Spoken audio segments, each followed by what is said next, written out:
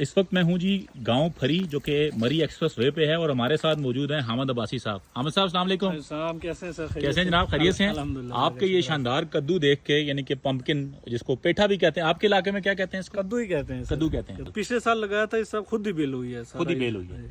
तो अभी जो मैंने काउंट किए वो 53 है हाँ। और ऊपर भी मेरे ख्याल से लगे जी, हैं, ऊपर ही वो भी लगे। देखते हैं जरा।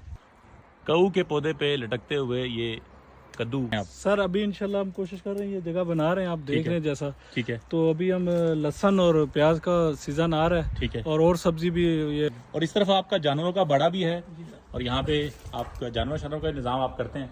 ये नींबू का दरख्त है, देखें जी, इसके साथ इस बार नींबू भी लगे हुए हैं इसके ये साथ। लहसुन मेरा घर का पिछले साल का, क्या बात है, लहसुन है जी। और ये प्याज है, क्या ये भी बात है। पिछले साल का। अच्छा, ये गंदम भी आपके घर के दाने हैं? जी घर। और गंदम कितनी जगह पे लगाई थी आपने? ये हमने तकरीबन तीन कनाल में। 3 कनाल पे। कितनी गंदम हुई अंदाजन? ये तो 8.5 मन। इस तरफ अब्बासी साहब ने शहद का मटका लगाया हुआ है।